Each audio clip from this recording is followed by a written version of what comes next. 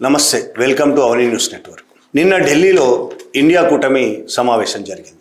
India కూటమి ఉందా లేదా, అసలు ఇండియా కూటమి ముందుకు నడుస్తుందా అనే అనుమానాల మధ్య నిన్న ఢిల్లీలో సమావేశం జరిగింది. చాలా ఆశలు రేపింది. ముఖ్యంగా రాజకీయ పార్టీల్లో చాలా ఆశలు రేపింది. ఇండియా కూటమి స్ట్రాంగ్గా నిలబడబోతుందని, ఐక్యత పెరగబోతుందని. గతంలో మమతా బెనర్జీ ఇండియా కూటమిని ధిక్కరించింది. కాంగ్రెస్ను సర్వనాశనం చేసింది మమతా బెనర్జీ బెంగాల్లో. కాబట్టి మమతా బెనర్జీ అసలు పట్టించుకోలేదు ఇండియా కూటమిని. ఇప్పుడు కూడా నిన్న జరిగిన సమావేశంలో కూడా ఆమ్ ఆద్మీ పార్టీ అందులో పాల్గొలేదు, డిఎంకే పాల్గొలేదు. డిఎంకే అయితే ఇండియా కూటమి నుంచి దూరమైంది. దాని తమిళనాడులో డిఎంకేతో పాటు ఉన్న అలయన్స్లో ఉన్న కాంగ్రెస్ పార్టీ డిఎంకేకు చెప్పకుండానే టీవీ చేయడం వల్ల తాము అందులోంచి వెళ్ళిపోతున్నట్టు ప్రకటించారు. నిజానికి అదే కారణం కాకపోవచ్చు కూడా, ఎందుకంటే డిఎంకేతో పాటు ఉన్న అలయన్స్లో ఉన్న మిగతా పార్టీలు కూడా విజయ్కి సపోర్ట్ చేసే వాళ్ళ విషయంలో మాట్లాడట్లేదు డిఎంకే, కానీ కాంగ్రెస్ విషయంలో మాట్లాడుతుంది. అంటే బీజేపీకి శత్రువుగా ఉండొద్దు అని డిఎంకే స్టాలిన్ అనుకుంటున్నట్టు అర్థమవుతుంది. ఎందుకంటే మళ్ళీ డిఎంకేను కూడా దెబ్బకొట్టడం కోసం ఈడీ దాడులు, సిబిఐ దాడులు మొదలు పెడుతుందేమో బీజేపీ అని భయపడి ఉండొచ్చు బహుశా. కాబట్టి అది దూరంగా ఉంటున్నది. ఎందుకంటే అది బీజేపీ వ్యతిరేకంగా పోరాటంలో ముందు నుంచి ఉన్నదేం కాదు. డిఎంకే కూడా బీజేపీతో గతంలో అలయన్స్లో ఉన్నదే, పొత్తు పెట్టుకొని ఎలక్షన్స్లో పార్టిసిపేట్ చేసింది. అక్కడ అన్నాడీఎంకే, డిఎంకే రెండు కూడా బీజేపీతో, కాంగ్రెస్తో, రెండింటితో, ఇది కాంగ్రెస్తో ఉన్నప్పుడు అది బీజేపీతో, అది కాంగ్రెస్తో ఉన్నప్పుడు ఇది బీజేపీతో కలిసి పనిచేసిన చరిత్ర ఉన్నది తమిళనాడులో. కాబట్టి వాళ్ళు ఇవాళ తమ పార్టీ నాశనం కాకుండా ఉండడం కోసం, బహుశా బీజేపీ చేతిలో దెబ్బతినకుండా ఉండడం కోసం, అంటే ఎలక్షన్లో దెబ్బతినడం కాదు, ఈడీ ద్వారా, సిబిఐ ద్వారా, రకరకాల పద్ధతుల ద్వారా తినకుండా ఉండడం కోసం కాంగ్రెస్కు దూరంగా ఉండుంటారు. ఇక ఆమ్ ఆద్మీ పార్టీ చాలా కాలంగా ఇండియా కూటమికి దూరంగానే ఉంటుంది. ఎందుకంటే ఆమ్ ఆద్మీ పార్టీ ఢిల్లీలో కాంగ్రెస్తో పోరాడింది, తర్వాత బీజేపీతో పోరాడి బీజేపీ చేతిలో ఓడిపోయింది. పంజాబ్లో ఇప్పుడు అధికారంలో ఉంది ఆమ్ ఆద్మీ పార్టీ. దానికి ప్రధాన శత్రువు అక్కడ కాంగ్రెస్సే. కాంగ్రెస్తోనే దాని ఫైట్ అంతా. కారణాలు ఏవైనా కేజ్రీవాల్ ఇండియా కూటమికి దూరంగా ఉన్నాడు. ఇక మిగతా పక్షాలు కూడా అటు ఇటుగా ఉన్న పక్షాలు, పెద్ద సీరియస్గా లేని పక్షాలు. అఖిలేష్ యాదవ్ కూడా కొంతకాలంగా పెద్ద ఇంట్రెస్ట్ చూపించట్లేదు, మమతా బెనర్జీ ఇంట్రెస్ట్ చూపించట్లేదు. కానీ ఈసారి కశ్మీర్ నుంచి కేరళ దాకా అన్ని పక్షాలు, ఈ రెండు పక్షాలు మినహా గతంలో ఇండియా కూటమిలో ఉన్న అన్ని పక్షాలు నిన్న సమావేశంలో పాల్గొన్నాయి. ఐక్యంగా పోరాడతామని నిర్ణయాలు తీసుకున్నారు. అందులో ప్రతి 2 నెలలకోసారి ఇండియా కూటమి సమావేశాలు జరపాలని నిర్ణయించుకున్నారు. వచ్చే ఆగస్టు 8న హైదరాబాద్లో సమావేశం జరగబోతుంది ఇండియా కూటమిది. అలాగే ఎస్ఐఆర్, ఓటర్ల జాబితా సవరణ, ప్రత్యేక సవరణ ప్రక్రియ మీద అభ్యంతరాల విషయంలో సిజేఐకి, భారత న్యాయమూర్తికి లేఖ రాయాలని నిర్ణయించుకున్నారు. రాచుంటారు ఈ పాటికి. నీటు, సిబిఎస్ఈ తదితర పరీక్షల నిర్వహణపై కేంద్ర విద్యాశాఖ నిర్వహణ సరిగ్గా చేయకపోవడం అనే అంశం మీద కేంద్ర విద్యాశాఖ మంత్రి ధర్మేంద్ర ప్రధాన్ తక్షణం రాజీనామా చేయాలని ఒక నిర్ణయం తీసుకున్నారు. కేంద్ర ప్రభుత్వ విధానాలపై ఉమ్మడిగా పోరాటం చేయాలని, అందరూ కలిసి పోరాటం చేయాలని, ముఖ్యంగా ఎన్నికల వ్యవస్థ, పేపర్ లీకులు, కార్పొరేట్ అనుకూల విధానాలు, రాష్ట్రాల హక్కుల అంశాలపై కలిసి పనిచేయాలని నిర్ణయించుకున్నారు. కూటమికి మరింత సంస్థాగత రూపం ఇవ్వడం, సమన్వయ వ్యవస్థను బలోపేతం చేయడం గురించి కూడా చర్చ జరిగింది. నిజానికి ఇప్పుడు మమతా బెనర్జీ బలహీనపడింది బీజేపీ వల్ల.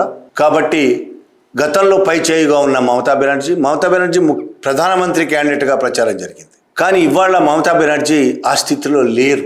అందుకని వెనకడుగు వేసి తప్పనిసరి పరిస్థితుల్లో ఇండియా కూటమితో పాటు ఉండాల్సిన పరిస్థితి వచ్చిందని అనిపిస్తున్నది. అలాగే అందరూ, అఖిలేష్ యాదవ్ కూడా ప్రైమ్ మినిస్టర్గా ప్రచారం చేయాలి, రాహుల్ గాంధీ ప్రైమ్ మినిస్టర్గా ప్రచారం అయ్యారు. ఇట్లా చాలామంది ప్రైమ్ మినిస్టర్ క్యాండిడేట్, కేజ్రీవాల్ కూడా ప్రైమ్ మినిస్టర్ క్యాండిడేట్ అన్నారు.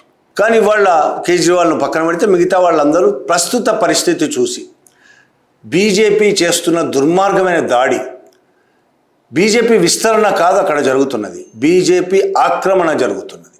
బలంతో సిబిఐ, ఈడీ, ఎన్నికల కమిషన్ ఇటువంటి వాటన్నిటిని, న్యాయ వ్యవస్థతో సహా అన్నిటిని చేతిలో పెట్టుకొని ఏ రాష్ట్రంలో మిగతా ఏ పార్టీని ఉండే పరిస్థితి లేకుండా పార్టీలన్నీ నాశనం చేసే పరిస్థితి వచ్చింది. ఇప్పుడు బీజేపీ ఆ విధంగా బెంగాల్లో మమతా బెనర్జీ పార్టీ టీఎంసీని నాశనం చేసింది. ఈ మీటింగ్ జరుగుతున్న టైంలోనే మమతా బెనర్జీ పార్టీ టీఎంసీ తృణమూల్ కాంగ్రెస్ పార్టీకి సంబంధించి 20 మంది ఎంపీలు బీజేపీతో చేతులు కలిపారు.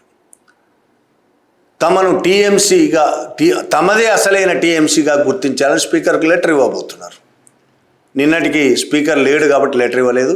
వీళ్ళందరూ సమావేశమైంది బీజేపీ కేంద్ర మంత్రి ఇంట్లో సమావేశమయ్యారు.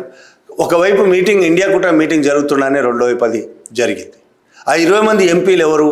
మమతా బెనర్జీ కోరి తెచ్చుకున్న వాళ్ళు, యూసుఫ్ పఠాన్ లాంటి వాళ్ళు కోరి తెచ్చుకున్న వాళ్ళు, ఎక్కడెక్కడి నుంచో కోరి తెచ్చుకున్న వాళ్ళు, గెలిపించి వాళ్లకు ఎంపీగా అవకాశం ఇచ్చిన వాళ్ళు. వాళ్ళందరూ ఇవాళ మమతా బెనర్జీని ధిక్కరించి రకరకాల కారణాలు చెప్తున్నారు. వాళ్ళు ఏ కారణాలు చెప్పినా ఇవాళ వాళ్ళు టీఎంసీతో లేరు, మాదే అసలైన టీఎంసీ అంటూ చెప్పలేం. రేపు మహారాష్ట్ర శివసేన అయినట్టు, ఎన్సీపీ అయినట్టు అసలైన టీఎంసీ వాళ్ళదే అవ్వచ్చు. మమతా బెనర్జీకి గుర్తు కూడా లేకుండా పోవచ్చు. టీఎంసీ పార్టీ వాళ్ళ చేతుల్లోకి పోయినా పోవచ్చు. ఎందుకంటే ఎన్నికల కమిషన్, కోర్టులు కూడా బీజేపీ చేతిలో ఉన్నాయి కాబట్టి మాది అసలైన టీఎంసీ అని చెప్తున్నప్పుడు నిజానికి అసలైన బీజేపీ ఇప్పుడు బీజేపీలో భాగం అది. అందులో చాలామంది మీద ఈడీ కేసులు ఉన్నాయి. ఆ కేసుల కారణంగా కూడా కొంతమంది పోవచ్చు. కారణాలు ఏవైనా, ఒకవైపు ఇండియా కూటమి సమావేశం జరుగుతుండగానే ఇది జరిగింది. ఈ విధంగా బలహీనపడిన మమతా కానీ మిగతా అఖిలేష్ యాదవ్ భయంతో ఉన్నాడు, తన మీద కూడా ఏమైనా జరగవచ్చు అని. అందరూ దాదాపు బలహీనపడి ఉన్న వాళ్ళు ఒక దగ్గరికి వచ్చారు. ప్రధానంగా నిన్న ఆశ్చర్యంగా శివసేన ఉద్ధవ్ ఠాక్రే కూడా రాహుల్ గాంధీ ప్రధాని కావాలి అని మీటింగ్ తర్వాత మాట్లాడాడు. రాహుల్ గాంధీనే ప్రధాని కావాలి. మిగతా ఇంకొన్ని పార్టీలు కూడా, వామపక్షాలు కూడా మాట్లాడినట్టే రాహుల్ గాంధీయే ప్రధాన క్యాండిడేట్ అయితే బాగుంటుంది అని. సరే, మమతా బెనర్జీ ఆ విషయాలు ఇప్పటికేం మాట్లాడలేదు, అఖిలేష్ కూడా మాట్లాడలేదు. కానీ చాలా పార్టీలు రాహుల్ గాంధీ అంటే ఒకవైపు బలహీనం పడుతున్న బీజేపీ దెబ్బను తట్టుకోలేక బలహీన పడుతున్న పార్టీలు క్రమక్రమంగా కాంగ్రెస్ను తమ నాయకుడుగా ఒప్పుకునే పరిస్థితి వచ్చిందనే అర్థమవుతుంది. అయితే ఇందులో ముఖ్యమైన విషయం ఏంటంటే, సరే వీళ్ళందరూ ఏకమవుతారనే అనుకుందాం. అందరూ ఏకమై ఐక్యంగా బీజేపీకి వ్యతిరేకంగా పోరాడతారనే అనుకుందాం. ఒకవైపు ఓటు చోరీ, వాళ్లే చెప్తున్నట్టు ఓటు చోరీ. మమతా బెనర్జీ, బీహార్లో ఆర్జేడీ, కాంగ్రెస్, ఇన్ని పార్టీలు చెప్తున్నా ఓటు చోరీ జరుగుతున్నప్పుడు వీళ్ళు ఐక్యమయ్యి కూడా చేయగలిగింది ఏమీ లేదు అనేది ఇంకొకటి అర్థమవుతుంది. రెండోది, ఇండియా కూటమిలో ఉన్న పార్టీలన్నీ ప్రస్తుతం ప్రజలు ఎదుర్కొంటున్న సమస్యల మీద ఏ పార్టీ పోరాటం చేస్తున్నారు అనేది అసలు ప్రధాన సమస్య. ప్రజలు వీళ్ళ వెనకాతల నిలబడడానికి ప్రజలతో వీళ్ళు కలిసి పనిచేస్తున్నారా, ప్రజల అవసరాలకు అనుగుణంగా ప్రజల సమస్యల మీద వీళ్ళు పోరాటం చేస్తున్నారా. నీట్ పేపర్ లీక్ ఉంది, సిబిఎస్ఈ అవకతవకలు, అనేక పేపర్లు లీక్ అవుతున్నాయి. ఇంకా అట్లే రకరకాలుగా ఉన్నాయి.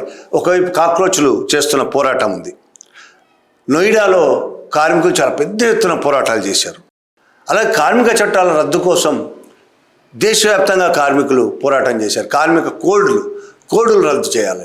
కార్మిక చట్టాలు రద్దు చేసిన బీజేపీ ప్రభుత్వం 4 కోడ్లు తీసుకొచ్చింది, అన్ని చట్టాలు రద్దు చేసి దానికి వ్యతిరేకంగా కార్మికులు దేశవ్యాప్తంగా పోరాటం చేశారు. అలాగే భారతదేశం మోడీ నాయకత్వంలో అమెరికాతో వాణిజ్య ఒప్పందం చేసుకుంది. దానివల్ల ఇక్కడ రైతులు, చిన్న వ్యాపారులు అందరూ తీవ్రమైన దెబ్బతినే అవకాశం ఉంది. ప్రజలపై కూడా ఆ ప్రభావం పడే అవకాశం. ఒకవైపు మోడీ కారణాల వల్ల, మోడీ బలహీనతల వల్ల దేశంలో రేట్లు విపరీతంగా పెరిగిపోతున్నాయి. ఆయిల్ రష్యా లాంటి దేశాలు అమ్ముతామని చెప్తున్నా అక్కడ కొనలేని పరిస్థితి. బలహీనత వల్ల, భయపడడం వల్ల అమెరికాకి. ఇప్పుడు నేను చెప్పిన ఈ కారణాలన్నిటి మీద ఇండియా కూటమిలో ఉన్న పార్టీలు ఏవైనా రోడ్డెక్కి పోరాడాయా? తక్షణ సమస్య నీట్ కదా. దేశంలో దాదాపు 1-2 కోట్ల మంది విద్యార్థులు తమ జీవితాలు నాశనం అయిపోతున్నాయని రోడ్డెక్కారు కదా. 5 విద్యార్థులు ఆత్మహత్య చేసుకున్నారు కదా. సిబిఎస్ఈ పేపర్కు సంబంధించి అక్రమాలకు సంబంధించి కూడా ఇట్లా జరుగుతూ ఉంటే ప్రతిపక్ష పార్టీలన్నీ ప్రెస్ మీట్లకు పెట్టడం మినహా ఇంకేమైనా చేసాయా? ఎవరైనా విలేకరు, ఛానల్ ప్రతినిధి వెళ్ళి బయట అడిగితే బయట ఇవ్వడం తప్ప ఏమైనా చేశాయా? ఆ విషయంలో కాంగ్రెస్ పార్టీ కొంత బెటర్. ఎన్ఎస్యుఐ, యూత్ కాంగ్రెస్లు దేశవ్యాప్తంగా అనేక చోట్ల ఉద్యమాలు చేశాయి, రోడ్డు ఎక్కాయి, దెబ్బలు తిన్నారు, అరెస్ట్లు అయ్యారు, లాఠీచార్జులు అయినాయి, కొంత చేశాయి. మిగతా ఏ పార్టీ అయినా ఓటు చోరీ మీద మమతా బెనర్జీ మాట్లాడింది, బీజేపీ దుర్మార్గాలు మీద మమతా బెనర్జీ రోడ్డు ఎక్కింది. కానీ ప్రజలకు అసలు సమస్యలైన వాటి మీద ఏ పార్టీ అయినా, ఏ ప్రతిపక్ష పార్టీ అయినా కనీసం రోడ్డు ఎక్కి పోరాటం చేసిందా? ప్రజలు ఎందుకు వీళ్ళకు ఓట్లేస్తారు చెప్పండి? ఎందుకు ఓట్లు వేయాలి? కార్మికుల సమస్యల మీద కార్మికులు రోడ్డు ఎక్కితే వాళ్ళకు సపోర్ట్ చేయవు. నోయిడాలో కార్మికులు తమ వేతనాలకు సంవత్సరాల తరబడి 8,000, 10,000 వేతనాలతో బతకలేని పరిస్థితి ఉన్న వాళ్ళు, వీక్లీ ఆఫ్ కూడా లేకుండా బతుకుతున్న వాళ్ళు తమ సమస్యల పరిష్కారం కోసం రోడ్డు ఎక్కితే ఏ పార్టీ కూడా, యూపీలో కదా అది, అఖిలేష్ యాదవ్ పార్టీ, సమాజ్వాదీ పార్టీ ఏం చేసినట్టు? ఎందుకు మద్దతుగా రోడ్డు ఎక్కలేదు వీళ్ళు? నీటికి వ్యతిరేకంగా దేశవ్యాప్తంగా యువకులు రోడ్డు మీదకి వస్తుంటే, కాక్రోచ్ జనతా పార్టీ అని జంజీలు మొత్తం రోడ్డు మీదకి వస్తుంటే, ఆ నీటికి వ్యతిరేకంగా ఎందుకు పోరాటం చేయలేదు? మమతా బెనర్జీ కావచ్చు, అఖిలేష్ యాదవ్ కావచ్చు, ఆర్జేడీ తేజస్వి యాదవ్ కావచ్చు, ఇక మిగతా అన్ని పార్టీలు ఏం చేస్తున్నాయి? ఇవి అంటే ప్రజల సమస్యలు వీళ్ళకు పట్టవా? ముంబైలో ఎన్ని సమస్యలు ఉన్నాయి? నీట్ ఎగ్జామ్కి సంబంధించి ముంబైలో అనేక మంది రోడ్లు ఎక్కారు. శివసేన ఏం చేసినట్టు? ఎన్సీపీ ఏం చేసింది? వాళ్ళు ఎవరి కోసం పోరాడుతున్నారు? తమ రాజకీయ భవిష్యత్తు కోసం తప్ప. ఈ ఇండియా కూటమిలోని మిగతా పార్టీలన్నీ తమ రాజకీయ భవిష్యత్తు కోసం బీజేపీకి వ్యతిరేకంగా మాట్లాడడం, ప్రెస్ మీట్లు పెట్టడం తప్ప ప్రజల అసలైన సమస్యల మీద గొంతెత్తిన దాఖలాలు ఎక్కడైనా ఉన్నాయా? రైతులు సంవత్సరం పాటు పోరాడుతూ ఢిల్లీలో కూర్చుంటే ఏదో 4 స్టేట్మెంట్లు ఇవ్వడం తప్ప వాళ్ళకు మద్దతుగా రోడ్డెక్కిన దాఖలాలు ఉన్నాయా ఎక్కడైనా? వాళ్ళకి మద్దతుగా ఊరేగింపులు తీసిన దాఖలాలు ఉన్నాయా? ప్రజలు మిలిటెంట్గా పోరాడుతున్నారు, రైతులు మిలిటెంట్గా పోరాడారు, నోయిడా కార్మికులు మిలిటెంట్గా పోరాడారు, ప్రాణాలు తెగించి వాళ్ళు పోరాడుతున్నారు తమ సమస్యల పరిష్కారం కోసం. ఈ రాజకీయ పార్టీలన్నీ వీళ్ళు బీజేపీని గద్దె దించుతాయని అనుకోగలము మనం? బీజేపీ ఈ దేశంలో దారుణమైన దుర్మార్గాలు చేస్తుంది, ఈ దేశాన్ని సర్వనాశనం చేస్తుంది. ఈ దేశం 16వ 15వ శతాబ్దంలోకి తీసుకెళ్తుంది దేశాన్ని. ఆర్థిక వ్యవస్థను భ్రష్టు పట్టించింది, తినడానికి తిండికి కూడా గతి లేని పరిస్థితి తీసుకొస్తోంది, పేదరికం మరింత పెరుగుతోంది, నిరుద్యోగం మరింతగా పెరుగుతున్నది. ప్రతి సమస్య, ఆదివాసులు బతకలేని పరిస్థితి వస్తున్నది. ముస్లింల మీదైతే దారుణమైన దాడులు జరుగుతున్నాయి, హత్యలు జరుగుతున్నాయి. ముస్లిం పేరు పెట్టుకోవడానికే, పేరు బయటకు చెప్పడానికే భయపడే పరిస్థితులు వస్తున్నాయి. గడ్డం పెంచుదామంటే భయపడే పరిస్థితులు వస్తున్నాయి. ఖాన్ సార్ పరిస్థితి వినుంటారు. బీహార్లో ఖాన్ సార్ అని చాలా ఫేమస్, అందరికీ చాలా తక్కువ పైసలతో ఒక్కోసారి ఫ్రీగా కోచింగ్ ఇస్తుంటారు. దేశంలో చాలామందికి, అనేక రాష్ట్రాల వాళ్ళు యూట్యూబుల్లో ఆయన పాఠాలు విని నేర్చుకొని ఎగ్జామ్స్ రాసి పాస్ అయిన వాళ్ళు ఉన్నారు. ఫ్రీగా హాస్పిటల్ కట్టాడు, ఫ్రీగా. యువకుడు కొన్ని ఏళ్లుగా ఆయన చేస్తున్న సేవలను పక్కన పెట్టి ఇప్పుడు ఆయన ఫైజల్ ఖాన్ అనే ఆయన పేరు ఫైజల్ ఖాన్ సార్ కాదు అని మొదలుపెట్టి ఆయన ముస్లిం అని దాడి చేయడం మొదలుపెట్టారు. ఆయనను ఒక కేసులో ఇరికించేశారు. ఆయన మీదే దాడి జరిగింది, ఆయన్నే కేసులో ఇరికించేసి ఇట్లా ఉంటుంది. ముస్లింలని పుట్టడమే ఇక్కడ చాలా నేరమైపోయిన పరిస్థితి.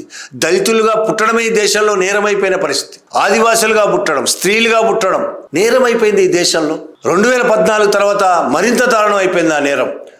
క్రూరమైన చట్టాల కింద వాళ్ళు అనుకుంటున్న ఈ నేరస్తులందరినీ జైల్లో దోషేస్తున్నారు, ఎవ్వరు మాట్లాడకుండా చేస్తున్నది.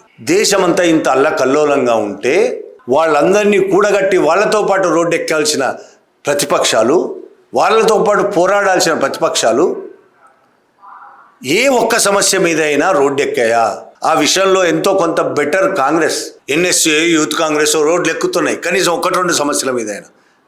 కాంగ్రెస్ కూడా ఈ కార్మిక సమస్యల మీద పెద్దగా ఏం స్పందించింది లేదు. నోయిడా కార్మికులు అంత పెద్ద ఎత్తున పోరాటం చేస్తే కాంగ్రెస్ కనీసం స్పందించింది లేదు. ఒక స్టేట్మెంట్లు ఇవ్వడం, స్పందించడంగా నేనేమి భావించడం లేదు. స్టేట్మెంట్లు అందరూ ఇస్తారు. వాళ్ళకు మద్దతుగా వాళ్ళ ఇళ్ళకు పోయారా? వాళ్ళతో పాటు రోడ్లకు భుజంతో భుజం కలిపి నిలబడ్డారా? ఏ పార్టీ అయినా. ఇప్పుడు వీళ్ళు చేసేది ఏంది? ఇంత దుర్మార్గమైన బీజేపీని ఈ దేశం నుంచి కూకటి వేళ్ళతో కూల్చాలంటే కూల్చాల్సింది ప్రజలు, వీళ్ళు కాదు. బీజేపీ తనంతల తాను నాశనమై ప్రజల వ్యతిరేకత వల్ల బీజేపీని ఓడించి మమ్మల్ని గెలిపిస్తారని ఆశ వీళ్ళందరిది. కాంగ్రెస్కి కూడా అదే ఆశ. కాంగ్రెస్లోని 99% నాయకులకు రోడ్డెక్కి పోరాడి ప్రజల కోసం పోరాడాలని కోరిక ఎంత మాత్రం ఉండదు, లేదు, ఎన్నడూ లేదు. వాళ్ళ అధికారం మరిగిన వాళ్ళు 70 ఏళ్ళుగా. వీళ్ళందరికీ ప్రతిపక్ష పార్టీలకు కానీ కాంగ్రెస్కి కానీ ఎలా ఉంటుందంటే, ఓ 10 ఏళ్ళు 15 ఏళ్ళు ఒక బీజేపీ పాలిస్తే వ్యతిరేకత వస్తుంది కదా, వ్యతిరేకత వల్ల బీజేపీని ఓడిస్తారు, మమ్మల్ని గెలిపిస్తారనే ఆశ తప్ప అంతకు మించి ప్రజల కోసం ఏదో చెయ్యాలనే కోరిక ఈశాన్ మాత్రం కూడా వీళ్ళకు లేదు. వీళ్ళు నిజంగానే ప్రజల కోసం నిలబడకుండా, ప్రజల కోసం పోరాడకుండా ఎన్నికల్లో గెలవాలనుకోవడం పిచ్చితనం, మూర్ఖత్వం. ఎప్పటికీ సాధ్యం కాదు వీళ్ళకి. కాబట్టి ఇండియా కూటమి ఇప్పుడు ఏదో అందరూ కూర్చొని అందరూ నిజంగా ఐక్యంగా ఉండి కాంగ్రెస్ రాహుల్ గాంధీనే ప్రధానమంత్రి క్యాండిడేట్ అని ప్రకటించినా అన్ని పార్టీలు ఐక్యమయ్యామని వాళ్ళు అనుకున్నంత మాత్రాన ప్రజలందరూ వచ్చి వాళ్ళకే ఓట్లు వేయరు. ప్రజల కోసం వాళ్ళు ఏం చేస్తున్నారు అనేది చూస్తారు. ప్రజలందరికీ బీజేపీ మీద చాలా వ్యతిరేకత ఉన్నది. కానీ ఆ వ్యతిరేకతను క్యాష్ చేసుకునే పార్టీ ఒక్కటైనా ఉన్నదా? ఆ ప్రజలను కదిలించి ప్రజల్లో ఉన్న ఆకాంక్షలకు అనుగుణంగా నడిపించే పార్టీ ఒక్కటైనా భారతదేశంలో ఉందా? ఇండియా కూటమితో సహా ఏ పార్టీ అయినా బీజేపీని ఈ దేశం నుంచి తరిమి వేయగలదా? కూకటి వేళ్లతో పెకిలించి వేయగలదా? బీజేపీ భావజాలానికి వ్యతిరేకంగా ఇండియా కూటమి నిలబడుతుందా? ఎన్నికల్లో బీజేపీని ఓడించి వీళ్ళు గెలవడం కాదు, బీజేపీ ప్రచారం చేస్తున్న, బీజేపీ ప్రజల మనసుల్లోకి జొప్పిస్తున్న ద్వేష భావజాలానికి వ్యతిరేకంగా, మనువాద భావజాలానికి వ్యతిరేకంగా ఇండియా కూటమి నిలబడగలదా? ఇదొక పెద్ద ప్రశ్న. ఇండియా కూటమిలో కాంగ్రెస్తో సహా ఉన్న వాళ్ళు మెజారిటీ వాళ్ళు కూడా మనువాదులే. వాళ్ళకు కూడా ఇదే భావజాలం ఉండాలని కోరుకుంటారు. వాళ్ళు అగ్రకులాల నుంచి వచ్చిన వాళ్ళు, బీసీల నుంచి వచ్చిన వాళ్ళు అయినా సరే, బీసీల నుంచి ఇంకొక దళితుల నుంచి వచ్చిన వాళ్ళు అయినా సరే, వాళ్ళు ఆ పార్టీల నాయకత్వంలో ఉన్నవాళ్ళు ఎవరో ఒకటి రెండు పార్టీలు తప్ప, మనువాద పార్టీలు అవి కూడా బీజేపీ అంత దుర్మార్గంగా ఉండకపోవచ్చు, కానీ భావజాలం అదే. కాంగ్రెస్లో పైనుంచి కింది దాకా ఉన్న భావజాలం మనువాద భావజాలమే, హిందుత్వ భావజాలమే ఉన్నది వాళ్ళలో. ఇటువంటి వాళ్ళు బీజేపీని ఏమోడిస్తారు? బీజేపీ ఏ భావజాలంతో ఉందో అదే భావజాలంతో మీరున్నారు. ప్రజలు మీకెందుకు ఓట్లేయాలి? అదే భావజాలం ఉంటే బీజేపీకి ఓట్లేస్తారు కదా. మీరు ఐక్యమైనంత మాత్రం అధికారంలోకి రారు. మీరు బీజేపీకి వ్యతిరేకంగా పోరాడడం అంటే నిజాయితీగా బీజేపీ ప్రచారం చేస్తున్న, బీజేపీ అనుసరిస్తున్న దుర్మార్గమైన, దేశాన్ని సర్వనాశనం చేస్తున్న భావజాలానికి వ్యతిరేకంగా, బీజేపీ ఆర్ఎస్ఎస్ల భావజాలాలకు వ్యతిరేకంగా మీరు పోరాడాల్సి ఉన్నది. ఆ భావజాలాన్ని ఈ దేశం నుంచి తరిమివేయాల్సి ఉన్నది. అలా చేయకుండా మీరు ఎంతకాలం ఐక్యమయ్యి చేతులు కలిపినంత మాత్రాన ఏ ఉపయోగం ఉండదు. అది గుర్తుంచుకుంటే ఉపయోగం ఉంటుంది. Thank you very much.